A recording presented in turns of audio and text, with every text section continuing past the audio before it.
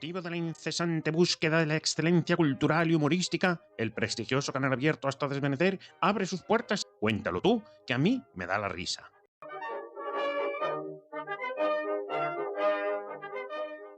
Guiados por la mente perclara de Dani, esta innovadora sección entrelaza el saber con el humor en un estilo jamás visto, desde anécdotas inéditas hasta los grandes hitos de la humanidad. Estás en plena Segunda Guerra Mundial y los nazis están matando y esclavizando a media Europa. ¿Y qué es lo único que se interpone entre Hitler y la victoria? Pues un señor inglés con pinta de despistado que corría maratones por diversión y hablaba más con las matemáticas que con las personas. Si hoy en día tenemos un control, o eso esperamos, de la inteligencia artificial, es gracias a Alan Turing. Pero sin duda alguna, si hoy en día vivimos en un mundo en el que podemos decir acabamos con una de las mayores plagas del siglo XX, que eran los nazis, fue en parte, correcto, que no se me ofenda a nadie de los que desembarcó en Normandía y pegó tiros, que esos también hicieron su parte, pero fue en parte también gracias a Alan Turing. Aquí comienza. Cuéntalo tú, que a mí me da la risa. Con Dani y Juanjo a los micros y otras personas que, bueno, tampoco son tan importantes. En esta ocasión, os tenemos que pedir disculpas por la calidad del audio de Juanjo, pero su micro hizo trastadas con el de Dani y hay reverberación. Lo siento mucho. Me he equivocado y no volverá a ocurrir.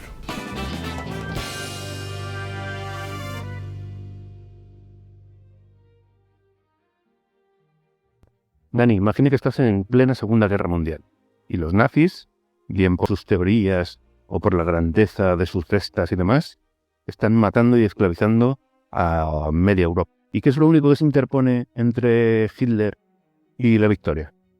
Pues un señor inglés con pinta de despistado que corría maratones por diversión y hablaba más con las matemáticas que con las personas. Hoy en Cuéntalo tú, que a mí me da la risa, vamos a conocer la vida de Alan Turing, que fue conocido como el padre de la informática, el criptohéroe, que ganó la guerra con un lápiz, papel y un cerebro que funcionaba a 200 GHz. Tengo, como siempre, el privilegio de tener aquí a Dani, que es el copresentador, codirector, coproductor, creador y co-creta de nuestro podcast. Buenas tardes, Dani, ¿qué tal? Muy buenas, caballero. ¿Cómo estás? Pues muy bien. Dani, ¿por qué hemos decidido hablar de este tío? Bueno, yo, como te comenté al principio, cuando decidimos abrir hilos sobre personajes que han tenido relevancia en la historia, siempre te dije que había que hablar de personajes que hayan influido directamente en nuestra vida futura, ¿de acuerdo? En su momento hablamos de Julio César y todo lo que ha incluido en nuestro calendario en la vida futura, y hoy vamos a hablar de Alan Turing, porque si hoy en día, por ejemplo, tenemos ordenadores o computadoras, es gracias a la teoría computacional que generó este caballero, ¿de acuerdo? Si hoy en día tenemos un control, o eso esperamos, de la inteligencia artificial, es gracias a Alan Turing. Pero sin duda alguna, si hoy en día vivimos en un mundo en el que podemos decir acabamos con una de las mayores plagas del siglo XX, que eran los nazis, fue en parte, correcto, que no se me ofenda a nadie de los que desembarcó en Normandía y pegó tiros, que esos también hicieron su parte, pero fue en parte también gracias a Alan Turing. Y es súper importante reconocer a alguien a quien en su momento, desgraciadamente, no se ve. Hablaremos de esa parte del desembarco del día de época y por qué ser, ¿no? Esa escaramuza, ¿no? Yo particularmente también me gusta mucho este tema. Bueno, primero porque por mi implicación en la estadística y mis conocimientos de matemáticas y demás, pues Alan Turing fue un matemático que fue el típico matemático loco, desorientado socialmente, rollo John Nash. Pero bueno, gracias a él, pues la guerra podemos decir que se ganó. Y se ganó en lo que ahora se conocen en las guerras como las guerras digitales, donde bueno, pues ahora las guerras se ganan con ordenadores y se ganan interceptando comunicaciones de los enemigos y se ganan siendo capaces de poder atacar la ciberseguridad de tu enemigo y demás, ¿no? ¿Te parece un poco que hablemos de la infancia de Alan Turing y comprendamos bien a este personaje desde que era un niño? Vale, pues bueno, la infancia de Alan Turing al final no tiene una infancia sencilla, ¿vale? Alan Turing nace en una familia más o menos estable económicamente. El padre era un funcionario que trabajaba para la Indian Civil Service, es decir, ellos tenían, cuando todavía Inglaterra, cuando todavía la India era colonia de Inglaterra, pues él iba allí y hacía trabajos como de embajador, de reparto de presupuestos, se encargó de todo eso, ¿no? Él nace en 1912 en un barrio londinense.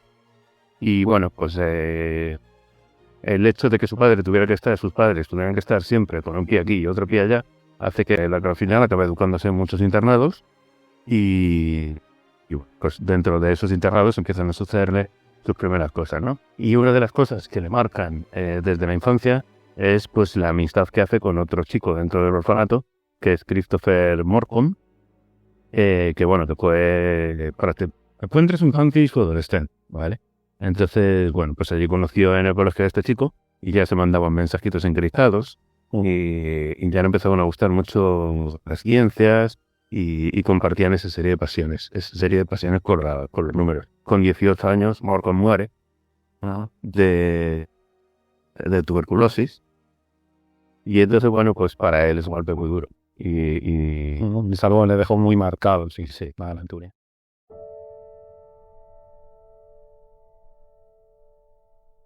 Fue en el internado de Selborne School, en Dorset, Inglaterra, donde Alan y Christopher se conocieron. Era un lugar severo y gris donde la rutina parecía infinita, pero Turing encontró un refugio inesperado en Morcom. Apasionados ambos de la ciencia y de las matemáticas, ya jugaban a desencriptar mensajes entre ellos. Pero para Alan no solo era un amigo. Por fin había encontrado a alguien que lo entendía de verdad. Alan se enamoró en silencio, con la intensidad de quien descubre por primera vez lo que significa querer. Amor, por otra parte, que no fue correspondido y fue condenado a quedarse oculto. Christopher nunca llegó a saber del todo lo que Alan sentía. La poca confianza que podía haber tenido en sí mismo se esfumó con la trágica pérdida de su amigo y amor platónico. Tiempo después, en las cartas que Turing escribió a la madre de Christopher, quedó grabada esa herida. La confesión velada de un amor callado y de un vacío imposible de llenar. Desde entonces, Alan volcó esa ausencia a las matemáticas, como si en la lógica y en los números pudiera encontrar consuelo a lo que la vida le había arrebatado. Además, Alan Turing era una persona ya desde niño súper disciplinada, pero solamente con aquellas cosas que le gustaban mucho, ¿no? Entonces, con 13 años, él empieza en Selborne School. Y ese día que empieza el colegio, en Selborne School, hay una huelga de transportes. Coge una bici y se hace 90 kilómetros para no perderse la clase. Y se hace 90 kilómetros para no perderse. Muy importante para que la gente que no entienda muy bien cómo podía ser este hombre, efectivamente, en el mundo moderno, Alan Turing era un auténtico Sheldon Cooper. Sí, o sea, pero 100% Sheldon Cooper. Esta especie de comparación que has hecho, independientemente de lo inteligente que fuera, independientemente de todo lo que hizo, además era muy prepotente. Es decir, su soberbia era mítica. Pues también, fíjate, otro dato muy curioso es que a ese niño nadie le enseña a leer. Ese niño cuando va al colegio ya sabe leer. El niño aprendió solo a leer. Hacía experimentos de ciencia en su casa, le fascinaba la naturaleza y se caracterizaba mucho porque socialmente no estaba muy bien integrado. Y no estaba muy bien integrado en el colegio, ¿por qué? Porque le fallaba todo aquello que tienes que tener para ser popular en los colegios, por lo menos cuando yo iba, que era ser muy bueno en el deporte, ¿vale? Entonces era súper torpe en los deportes de equipo, pero empezó a correr a otras distancias. Él era como un tío que parecía muy seguro de sí mismo, pero era una persona que no era excesivamente amistoso. Y bueno, pues un poco esos rasgos así desde niño, pues un niño que se ha criado solo, sus padres no estaban pie aquí, pie allá, no veo mucho a los padres, un hombre que tenía una infancia, digamos, el que bastante la ha querido. Le gustaba jugar al ajedrez, aunque no un gran maestro del ajedrez. No era para nada un gran maestro del ajedrez, pero le gustaba jugar al ajedrez y bueno, pues la música también le gustaba y desde niño, claro, cuando sus padres eran más estudiantes, pues pudieron enseñarle a tocar un poquito el violín y tenía ciertos conceptos de teoría musical. Entonces, tenía todo lo perfecto para ser el repelente del niño Vicente. O sea, Es curioso porque en Blizzard Park, que es el sitio que habilitaron a Turing para poder investigar y descifrar Enigma, entre su equipo, los participantes de su equipo, pidió un ajedrecista. ¿ah, sí? Y tenía todo el sentido del mundo el pedir un ajedrecista. Dicho esto, ya podéis imaginar el personaje cuando entra en la carrera de matemáticas y bueno, pues empieza ya a teorizar y el personaje que te podías encontrar en la facultad, que debía ser un poco como la peli de Una mente maravillosa. John Nash. John Nash, pues de este estilo, ¿no? Una persona solitaria que no le gustaría perder con nadie, a nada, y pues él fue sacando su carrera y demás. Y Alan Turing cobra importancia cuando en 1936, donde por supuesto no hay ordenadores, ni hay wifi, ni hay internet, ni hay inteligencia artificial, ni hay nada de eso, ¿vale? Y lo que más moderno había era una radio, que es donde tú podías escuchar la BBC, ¿vale? Pues ahí Alan Turing, que tenía 24 años, hizo un artículo llamado On the Computer Numbers with an Application Today, y un nombre muy largo que no sé ni pronunciar, ¿vale? Que parece un conjuro de Harry Potter.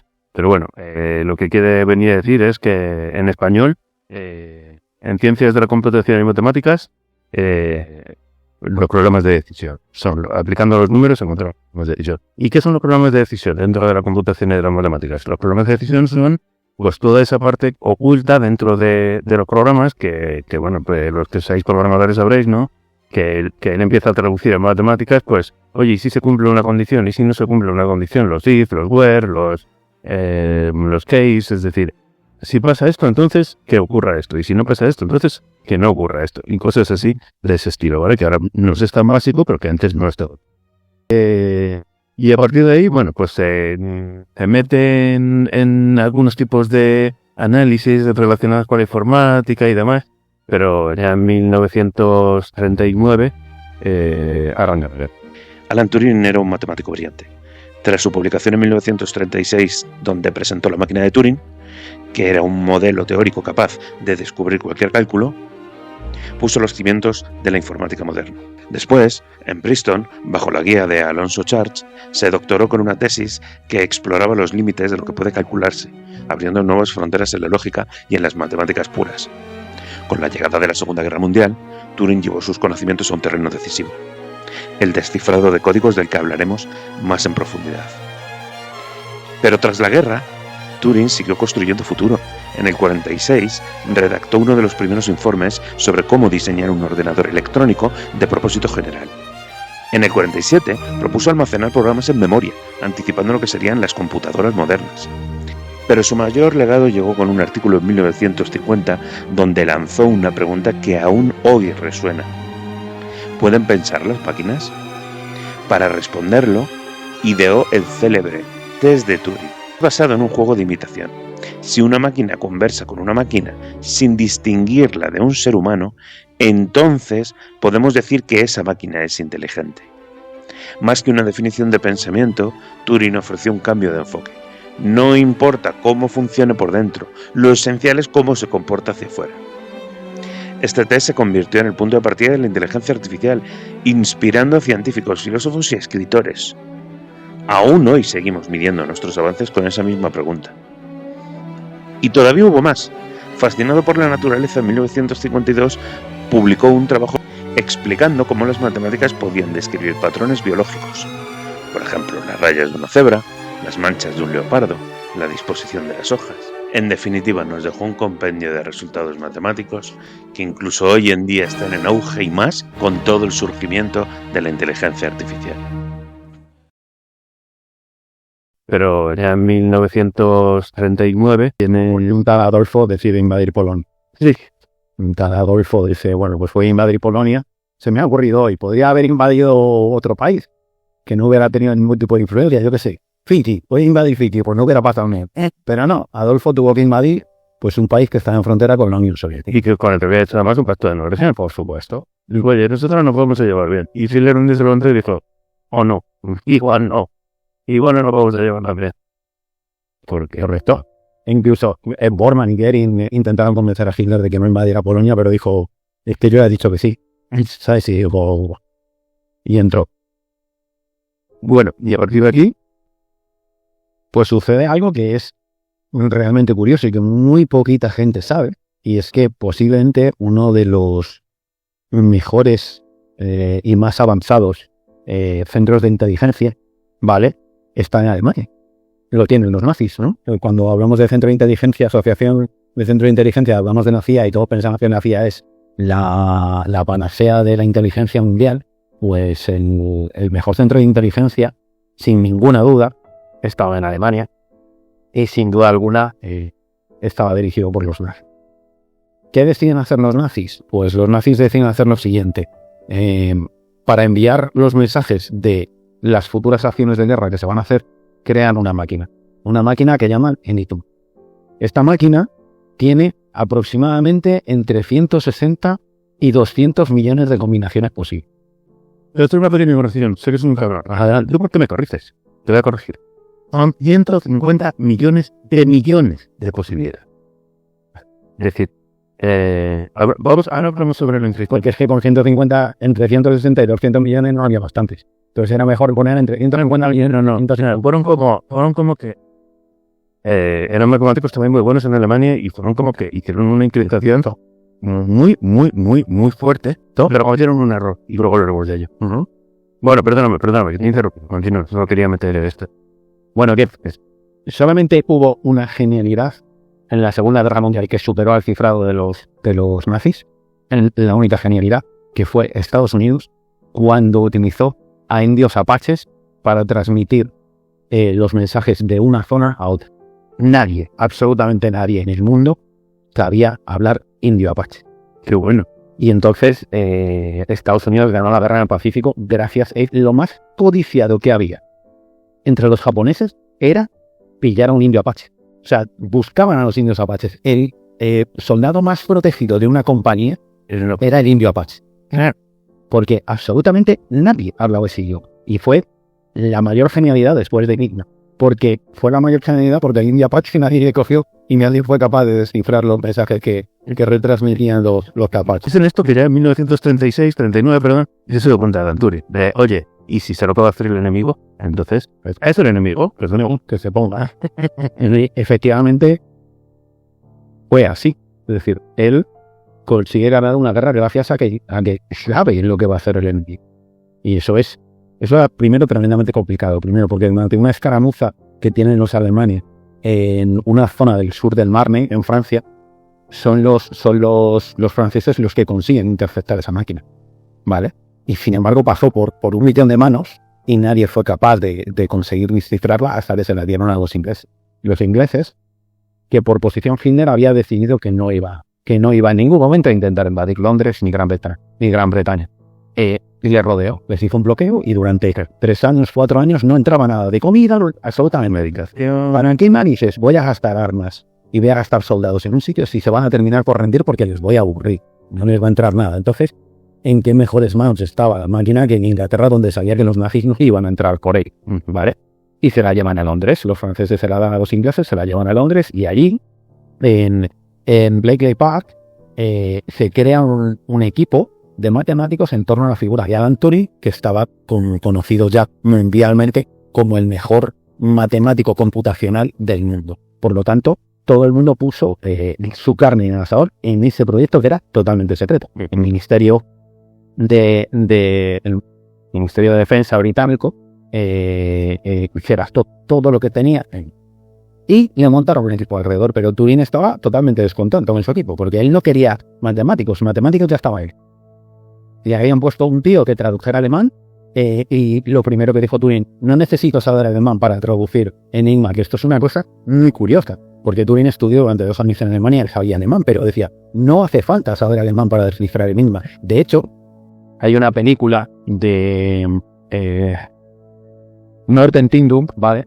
Que se llama The Imitation Game, Descifrando Enigma, protagonizada por Benedict Cumberbatch y Keira Knightley, ¿vale? En el que cuentan toda la historia de lo que sucedió hasta que se descifra Enigma. Y cuando consiguen descifrar Enigma, no voy a hacer más spoilers, pero bueno, es evidente que todos sabíamos que en la película iba a ser algo más a lo de Titanic, ¿no? Todos sabemos, no, nadie se rasga las vestiduras. Pues cuando consiguen descifrar Enigma, uno de los ayudantes le dice, pues mira, era verdad, no hacía falta saber alemán para descifrar Enigma. ¿Vale? O sea, yo os aconsejo fervientemente que veáis esa película. Esa película es muy buena. No va de frikis matemáticos, ni están hablando todo el rato de teoremas, ni nada, sino que están actuando desde un punto de vista...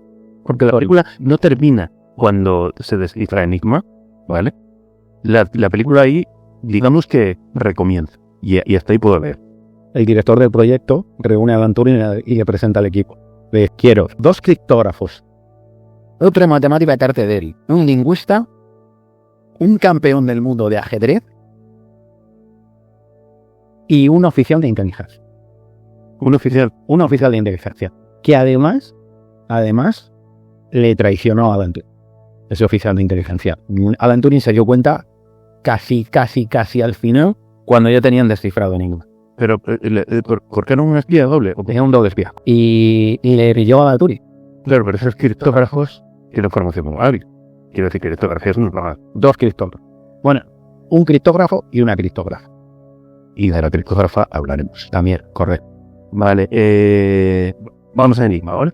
Correcto. Enigma, por si no lo conocéis, aquí os dejo una foto yo con Enigma, más feliz que una perdiz, porque le he visto en persona, y cuando la vi aluciné. Enigma es como una especie de máquina de escribir que lleva un sistema de codificación, en el que, por ejemplo, yo escribo una H y la máquina automáticamente te convierte esa H en una J, ¿vale?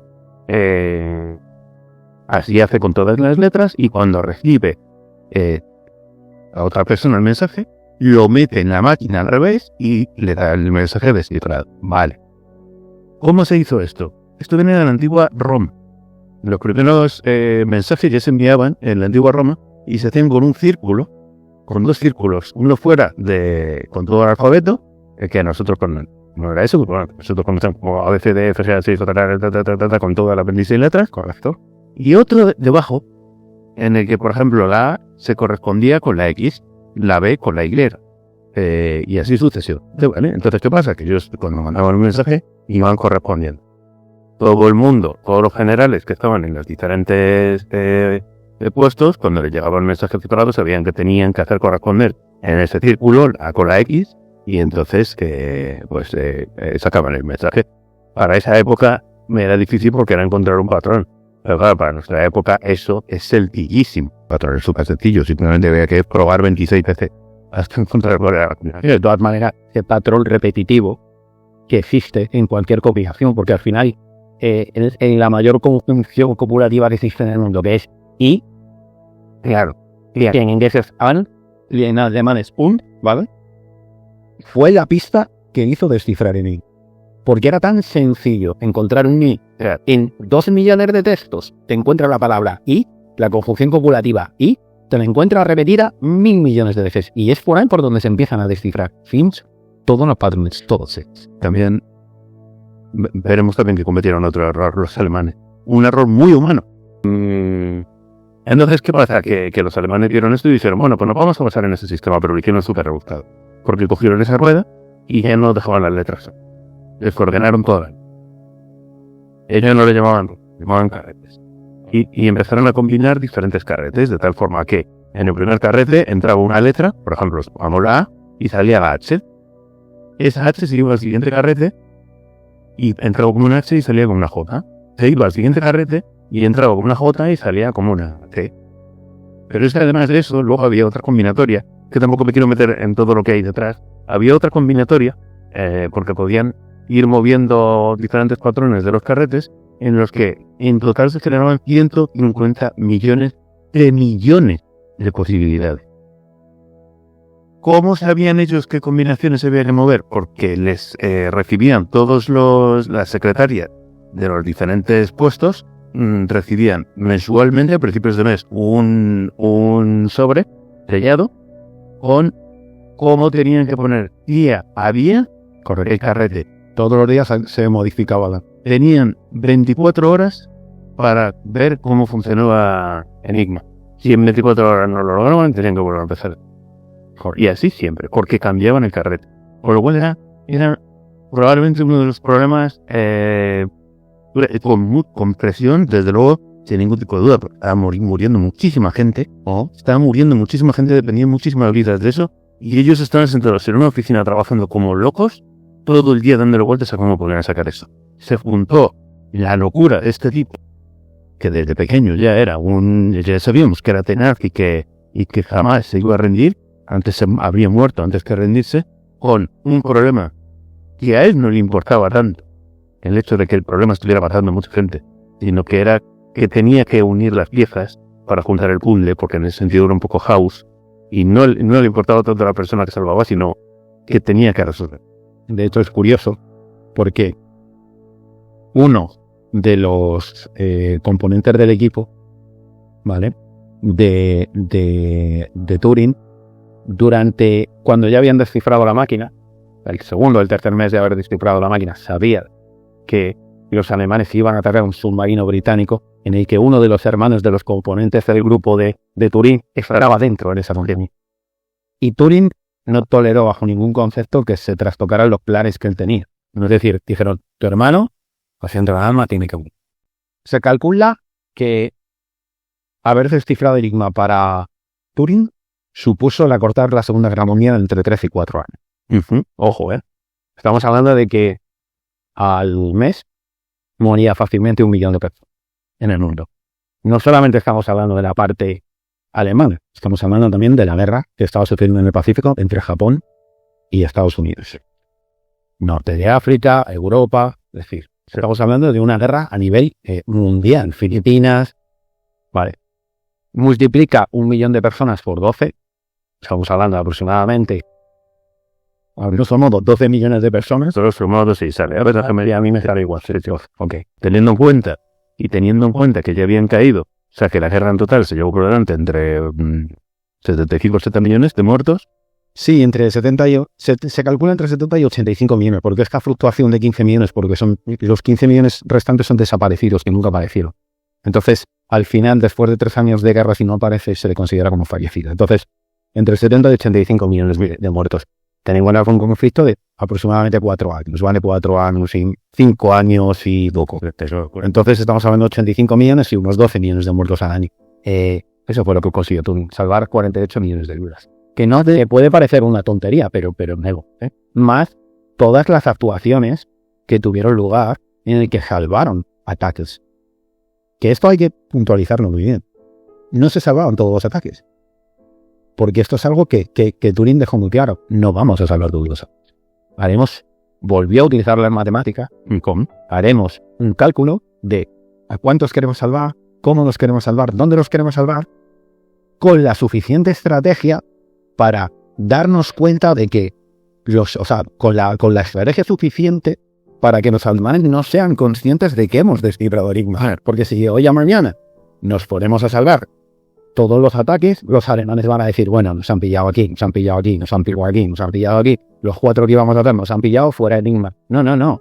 Si te parece, nosotros nos vamos a volver un pelín atrás, porque nos hemos metido ya en los dilemas morales que hubo después, pero ¿cómo descifran enigma? No hace falta que nos metamos en las tripas de la máquina, porque claro, evidentemente, y lo hizo el matemático con un equipo y construyó una torre. Fue con una máquina, ¿vale? Sí, la que todos llamamos la máquina de Turing, ¿vale? Que es un modelo teórico de computación, que es ideado precisamente por Alan Turing y que sirve como base para entender cómo funcionan los algoritmos y la computación en general, ¿ok? Es un dispositivo con una cinta infinita, lo voy a explicar un poco por encima para que lo entendamos. Un cabezal, ¿vale? Y un conjunto de reglas que determinan cómo se mueve el cabezal, y qué símbolos se escriben en la cinta, ¿ok? Aunque no es una máquina como tal, ¿vale? Su importancia radica en que puede simular cualquier algoritmo, ¿vale? Sin importar su complejidad. ¿De acuerdo? Digamos que ahí es de lo que hablábamos antes cuando hablábamos de la lógica de las decisiones. Ahí es cuando se empiezan a generar decisiones de si encuentras esto, entonces haces, y encuentras lo otro, entonces haz lo otro. Y todo esto los ordenadores lo hacen con Zero Unix. Efectivamente, de hecho él es... A ver, los que somos historiadores siempre diremos que el primer ordenador fue el ábaco, ¿vale? Lo crearon los sumerios en el siglo XIV a.C. Pero sí que es cierto que el primer ordenador como tal, moderno, es la máquina de Turing, ¿vale? La máquina comienza en un estado inicial con una configuración específica en la cinta, la tabla de transiciones guía a la máquina a través de una secuencia de acciones, cambiando el estado interno y la cinta hasta que llega a su estado final o de parada. O sea, en todo ese estado, lo que hacía Enigma, la máquina lo traduce inmediatamente, porque él consigue hacer, digamos que si había 150 millones de posibilidades, en esas cintas, en esas cientos y cientos y cientos de cintas que tiene, ¿vale? En una habitación gigantesca, que fue donde creó esa máquina, ¿vale? Mete esos 150 millones de posibilidades. Y dice, ahora puto Nazi, ahora puto Hitler, Claro. puede con Turing. ¿Cuál era el problema? Que no funcionaban con la lógicamente, con la velocidad de procesamiento que lleva ahora mismo un orden. Lógico que no existía, porque, por ejemplo, ahora para los temas de criptografía empezaréis a oír hablar temas de informática cuántica, pero bueno, esto ni siquiera vamos a hablar de ello, pero ahora todo el tema de criptografía y demás empezarán a utilizar esa serie de tecnologías. Pero, ¿qué pasa? Que tenían 24 horas. Y entonces no siempre les daba tiempo. Y en función de cómo empezara la máquina y cómo la programaran, podía llegar antes o después. Pero tienes toda la razón en el sentido de que, y esto como friki estadístico y que estudia mucha informática y mucha programación, cualquier diseño, desde un Excel hasta un videojuego, es una máquina de Alan Turing. Correcto, es que es así. O sea, la arquitectura de los ordenadores modernos, ¿vale? Se basa en los principios de la máquina de Turing, Sí. especialmente en lo que se refiere a la separación entre datos y programación. Eso, es que es así, o sea. De algoritmo. Y en la máquina de Alan Turing, Ana es capaz de descifrar los mensajes, porque aparte de lo que has comentado tú al principio, las Funciones copulativas. entonces, Dentro de matemáticas. bueno, como funciones copulativas, a mí me da igual que copulan. O sea, cada uno es libre de hacer lo que quiera con su cuerpo, ¿vale? Pero si los padres de Turing no hubieran copulado, Y no hubiera sido habría cortado la guerra de 3 y 4 años. Lo que no tenían que haber copulado son los padres de Hitler, pero bueno, eso ya es secundario. Entonces, no solamente ese fue uno de los errores que cometieron los alemanes, porque los alemanes sabían que tenían entre las manos una de las máquinas más potentes que se han hecho en la historia. Yo creo que actualmente los cifrados que son mucho más fuertes, pero esto es fortísimo. Algo de hoy en día sería un problema muy, muy difícil de resolver igualmente, y entonces cometían errores como, por ejemplo, empezar sus cartas y terminar sus cartas, o sus papers, como con Heil Hitler. Entonces, de esto, Alan Turing, que era un enfermo de los patrones, siempre veía, se dio cuenta de que había un claro. Sí. Y también escribían otra serie de palabras de ese estilo en todos los mensajes. Entonces, ¿qué pasa? Que ahí les permitió adivinar que las primeras palabras ya por lo menos sabían que iban a referirse a Heil. En el nombre del Führer. De hecho, todas empezaban en el nombre del Führer y terminaban, o por orden del Führer, y terminaban con Heil Hitler. De hecho, es lo que yo he comentado en la película. Cuando terminan de descifrar el ataque que va a haber sobre un barco en Irlanda, sobre un barco de soldados en Irlanda, y terminan y dicen, ¿y cómo acaba? Y dice, Heil Hitler. Dice, ¿veis cómo era necesario saber alemán para descifrar Enigma? Es ese patrón con el cual descifrar Enigma. Y aquí viene cuando ya entramos en el gran dilema que hemos propuesto, que es un problema, ya pasamos de un problema matemático a un problema filosófico. Problema filosófico que también Alan Turing transforma con la mayor frialdad, o sea, de la forma más matemática posible, y minimiza el número de bajas. Esto fue Churchill el que le dijo, oye, Es que haz lo que tengas que hacer. Es que Turing estaba en contacto. Después de aquel incidente con el director de operaciones, Turing solo respondía a Churchill. Y Churchill era el único que estaba por encima de Turing. Nadie más, ni siquiera el puñetero ministro de Defensa, ni el rey de Inglaterra. Jorge VI. ¿Vale? Implicaba, pues eso, pues proteger la fuerte y pues dejar morir a soldados y sobre todo morir a civiles. Dejaban morir, pero bueno, eran sacrificios que en la muerte de la inacción en ese caso de 20 hacía que se salvaran millones. Entonces, bueno, pues claro, ¿qué pasa? Que todo esto ya al final cuando entramos en guerras de este estilo y tal, ya es que todo parece que hablamos de personas como si fueran números. Y claro, hemos dejado de personalizar todo esto. Y al final, ¿qué es lo que dices tú? Uno de ellos es el hermano de... Claro. Entonces, el ejemplo más famoso que hay es el del bombardeo de Coventry. Correcto, es el bombardeo de Coventry es en el momento que se descubre, en el que se descifra Enigma, y evidentemente el militar, el único militar que estaba dentro de ese equipo, sale corriendo para pararlo, para anunciar dónde hay que parar, que van a atacar los alemanes, y Turing le para y dice, no, es que tenemos que dejar que esa gente muera para comprobar que efectivamente lo que hemos traducido es lo correcto. Que se tuvo que dejar morir a esa gente, pero la muerte de esa gente, aunque innecesaria porque se podría haber salvado, a posteriori salvó millones de vidas. Millones de vidas, tío. Y bueno, pues evidentemente es igual que la muerte del hermano de aquel tipo que estaba trabajando con Turing. Evidentemente, cuando estamos hablando de una vida humana, tú, como ser humano, lo que quieres es salvarte tú y los tuyos. Pero cuando estamos hablando de guerra, tenemos que priorizar salvar el mayor número de vidas independientemente de la procedencia. Aunque es verdad que al rey se le coja y se le sale primero de los sitios para muere. Pero bueno. Pero parece el bien común por encima de bien individual. Decía el señor Spock. Y creo que le pega muy bien. No. Turing podía ser vulcaniano, pero de este tema tenemos que decir una cosa, y es que como a Turing le pasó algo muy parecido a lo que le pasó a Oppenheimer, ¿vale?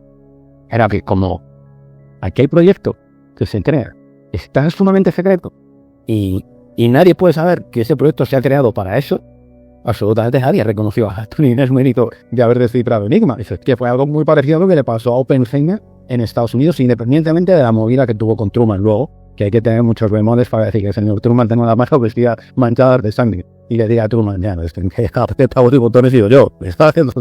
Bueno, como era tan sumamente todo secreto, pues evidentemente nadie, absolutamente nadie reconoció el mérito de aquel equipo, incluido a Alan Turing, nadie, porque era secreto. Es algo así como Churchill le dijo, cierre usted el negocio, hemos ganado la guerra, esto nunca pasa. Pero independientemente de eso, Enigma hace una cosa increíble, que es dar una pista de por dónde se tenía que desembarcar, ¿vale? Porque Hitler había levantado un muro de hormigón en todo el Atlántico para evitar que entrara. Pero Hitler siempre estuvo convencido que los aliados iban a entrar por Calais. No iban a entrar por Calais. No iban a entrar por Normandía. Y la zona más debilitada del muro atlántico era Normandía. Y los aliados decidieron entrar por Normandía. Gracias a que Enigma les había dicho por qué zona, en una transmisión de los nazis, de Hitler le dice a Goering, me preocupa mucho Normandía, nos hemos empeñado en Calais y a lo mejor nos dan una sorpresa. Y efectivamente, con esa transmisión estaba diciendo que Normandía era muchísimo más débil. Creo que ahí se mandaban mensajes de muchos tipos, o sea, se mandaban mensajes también equívocos, sabiendo por dónde iban a entrar y por dónde no iban a entrar. Entonces dijeron a los nazis y les engañaron y dijeron, Operación Fortitude, haciéndonos creer que el desembarco sería en Calais. Correcto. Entonces el día de, gracias a esa información, pues los aliados empezaron a vaya, y entraron y montaron una escabetina. Bueno, vamos a, entre los no reconocimientos, ¿vale? Que ya me parece mal que no le reconozcas como lo que es, como es un héroe, pues porque también hay veces que hay héroes que están detrás de una mesa. No siempre hay héroes que van con un arma. Hay héroes que están detrás de una mesa. Claro. Pues en Reino Unido no le reconozco. Lo cual me pareció horrible. Pero ya no solo eso, ya no solo que no le des una medallita o que le pongas una, sino que tiempo después, ya que hemos hablado del amigo el macarrón del segundo macarrón, en el Reino Unido ser homosexual era no salvaje. No, en el Reino Unido no, en el mundo. Bueno, en el mundo entero. De hecho, la OMS reconoce la homosexualidad como enfermedad hasta el año 1990. Ojo, Y el 17 de mayo de 1990 la OMS dice que no es una... De hecho, hay comportamientos homosexuales en el reino animal continuamente, y en el reino, concretamente en el reino animal mamífero. Y el 17 de mayo de año 90, o sea que, cuidado, vamos a ver, que ya habíamos ido a la luna. O sea, el ser humano tiene la capacidad de ir a la luna y todavía sigue reconociendo la homosexualidad como una enfermedad. Que ya se había compuesto la número 5 de Beethoven, que ya, no, escucha, te voy a ir más allá. Habíamos lanzado las ondas Voyager al espacio, para que si alguna inteligencia fuera de nuestro planeta nos encontraba, supiera dónde estábamos y nos reconociera como vida inteligente. Bueno, pues habíamos lanzado las 2 ondas Voyager y todavía, cuando las habíamos lanzado, pensábamos en este planeta que la homosexualidad era una enfermedad. Toma ya, es un poco más allá. Bueno, pues al señor Alan Turing, que acorta la guerra casi 4 años, que salva más de 48 millones de vidas en el mundo, en el año 52 se le detiene por homosexual, se le lleva a juicio y se le da a elegir entre la cárcel o la castración química. Vamos a contar esto bien. Pero es que voy a ir más allá. Ese rollo. ¿Tú sabes quién estaba reinando en Inglaterra en septiembre de 1952 cuando le sucede esto a Alan Turing? Pues estaba ya reinando una tal Isabel II. Pero subí más allá. En 2014, la reina de Inglaterra, por la gracia de Dios, le concede el indulto. En 2014, cuando este señor llevaba ya 60 años muerto, le concede el indulto por haber sido homosexual. En el año 2014. Vamos por orden porque te estás envenenando. Y sí, Claro, también, evidentemente me estoy envenenando. lógicamente es un tema para más. Es cierto que también eran otras épocas y hay que contextualizar los momentos. O sea, todo esto es porque en 1952 entra en su casa a robar. ¿Sí? Y entonces él va a la policía a decir que le habían robado y reconoce abiertamente que estaba allí con un hombre. Y entonces, de repente, el hecho de que él había sido robado se convierte en el menor de los problemas y empieza un juicio social, mediático y legal contra él por ser homosexual. Cuando termina el juicio se decide que es culpable y se le da a elegir entre 2 situaciones. O la cárcel o la castración química.